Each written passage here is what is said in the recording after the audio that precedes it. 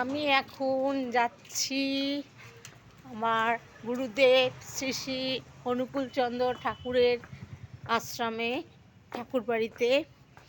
প্রত্যেক মাসের মতো এ মাসেও ইষ্টবৃত্তি দিতে যাচ্ছি। এটা নিয়ে 3 মাস হলো আমি যাচ্ছি।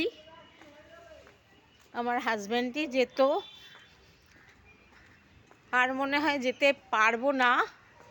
এবার রামকৃষ্ণ দেবের দীক্ষা নেওয়ার ইচ্ছা আছে, দেখা যাক কবে নিতে পারি।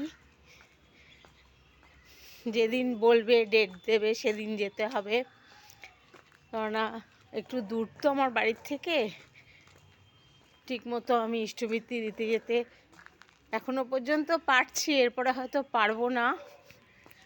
হ্যাঁ, এবার ভাবছি রামকৃষ্ণদেবের দীক্ষা নেব। আমাদের এখানে বরিশা মঠ আছে, ওখানে দীক্ষা দেয়। যদিও ওই বরিশা মঠের কাছে আমার এক মামা থাকে, মামার বাড়ি।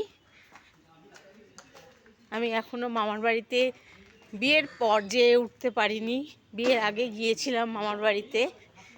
তা মামার মেয়েকে ফোন করলাম, মামা বললো আসিস, নিয়ে যাব, বরিশা মঠে গিয়ে কথা বলবো। আমি তো এখন কথামৃতর সঙ্গে যাই, ওখানেই জিজ্ঞেস করলে বলে দেবে সব। হ্যাঁ, এবারে রামকৃষ্ণদেবের দীক্ষা নেব আমি কথামৃতর সঙ্গে, যেহেতু যাই রোজই, এটা আমার বাড়ির কাছে। দেখি আজকে ইষ্টবৃত্তি দিয়ে আসি অনুকূল ঠাকুরের। এবার অটোয় উঠবো, একটু দূর আমার বাড়ির কাছ থেকে। সকালবেলা এত কাজের চাপ হয়ে ওঠে না, বেলার দিকে যাচ্ছি, আসছি।